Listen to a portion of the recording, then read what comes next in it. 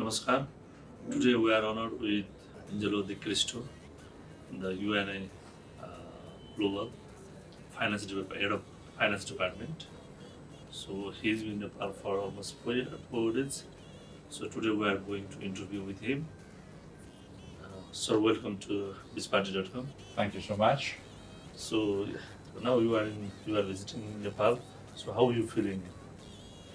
It's my first time here in Nepal. I feel very welcome, beautiful country. It was a very intense and good experience due to the number of days that I'm staying here. Okay. So as I got the information that you met most of the banker and the insurance person in Nepal. Yeah. So what you find when we meet with them? I have to admit that the meeting with the employer and of course with the trade unions give me the opportunity to check that the relationship among trade union and the employer is a good relationship. They have a very good standard of social dialogue. I can say that they can improve both parts. For example, I'm arriving from a culture of national collective agreement in the sector. Yeah. That I'm encouraging the union and employer to go forward. But let's say the situation is a good situation in respect of other countries where, let's say, the relationship is tense and sometimes we don't have any dialogue among the employer and the union. No, I am very satisfied of the meetings that I had, and that proved that here there is a very real, genuine social dialogue among the parties. So what do you find when you meet with our union status in our Nepalese banking and in other sector? So do you have any suggestion for you in terms of union? But I say that they can do better in the sense that they can increase the number of affiliates of the union and then cover more workers. Let's say the situation is good because all the banks union that we have visited or insurance union, they are the majority of the staff. They represent majority of the staff, and this is good. When I say they can do better, is to provoke them to increase because. It's important to be organized because if you are organized, then you can have a voice at the table of negotiation. You can bring the problem of the workers and be more effective. But I say the situation is good. I don't want to say this and then tomorrow everything collapses. But I'm satisfied as Uniglobal. We are encouraging our affiliates to be organized, to increase the dialogue, and then to the right of bargaining is fundamental, is crucial for a trade union. To compare with like Swiss bank or European Union bank to our Nepalese banking system. Let's say in Europe is different. Of course, the size of the banks, because I think about Switzerland, we have UBS that is one big multinational. But I think the situation of the Nepalese union respect the Swiss union is better, in the sense that in the banking sector in Switzerland is not too unionized. In the rest of Europe, there are very strong unions in strong big organizations, multinational. I'm from Italy. I'm thinking about my country, Italy, France, Spain, Germany, Netherlands. Let's say all over Europe, the culture of trade union is there, and the culture of social dialogue. Then I can add that in Europe we have a table of social dialogue at the European Union level. That is also important. We don't do agreements, but we do joint statements that are inspiration for agreements at the national level or the company level. As you said, the union status in Europe is quite strong than compared to our Nepal system. No, I think in your system you have a strong union because you have a very high density of people, a member of a union in the finance sector. when I say they can do better in the sense that they can increase, let's say, this density, then what what called me the attention is that also the average of years here are a lot of young people are member, and this is good for the trade union because it's for the change and then for the future. And in other countries, so for example, we have the problem to engage the youth in trade union. But I appreciate a lot, and I noted that young are involved in the trade union. With the rapid digitalization and AI adoption in banking system, so do you have any suggestion how we can use AI and digitalization in our Nepalese banking? First of all, I'm not here to teach in the sense that it's not our way to do the things in the sense that the Nepalese Union know better than me how is the culture, trade union culture, or how is the industrial relation. But we can support them. I have to say that in Nepal, the situation is that there is not a huge introduction of AI for the moment. Yeah, that's true. The respect of other countries like in Europe or in US, they are not facing, let's say, the consequences of this introduction of this technology that could be disruptive. And for this, we say that it's important to have a good system of social dialogue to anticipate the problem, and don't say to be proactive in this sense. I think is important for both sides, for the companies, for the banks, for the insurance, and for the workers, because someone sometimes forgot that we are also stakeholder and we are impacted as workers from AI. Coming to the union parts, what are the major risks for labor risks in global banking system? What do you see? The problem is that it's inevitable that will produce a big number of redundancy, let's say reduction of the staff, no? Because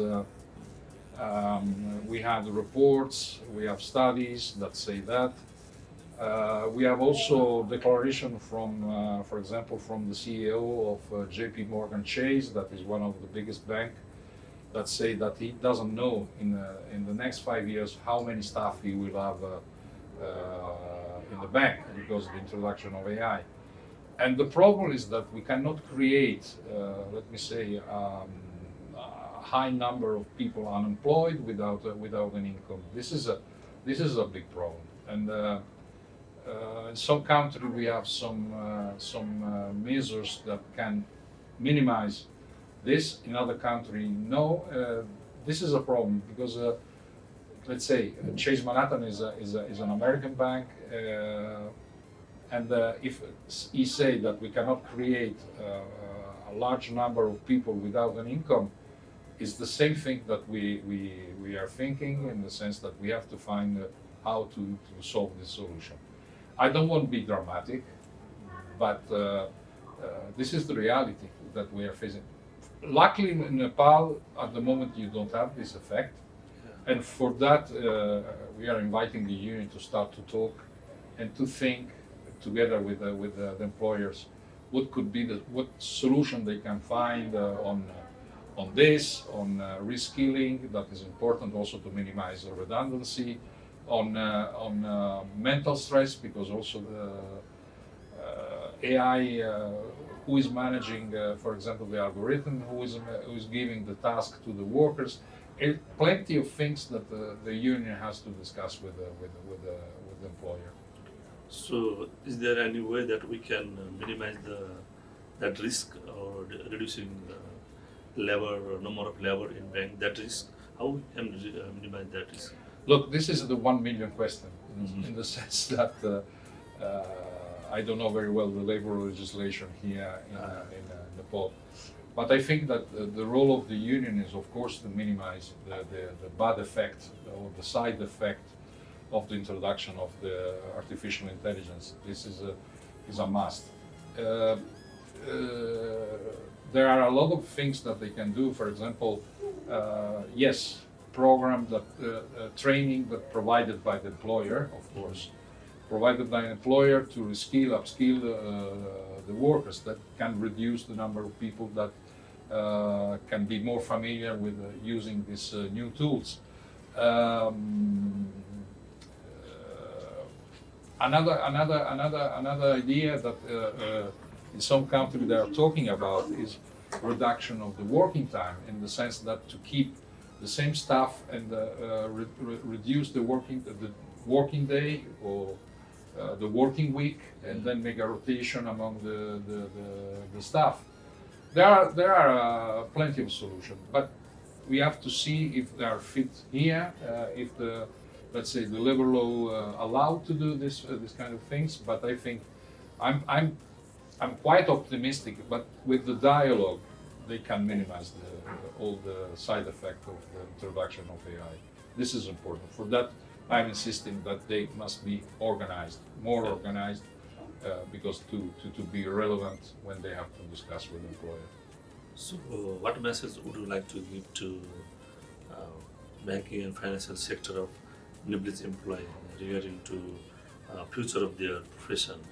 The message is that they have to continue to have this dialogue.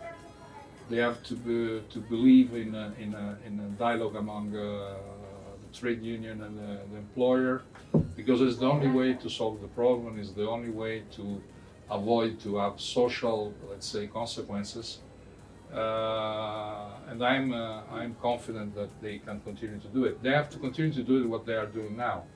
I know it's a new problem, are facing a new era, because let's say the banking and insurance sector changed the business model, they changed the way to run the business, but I think that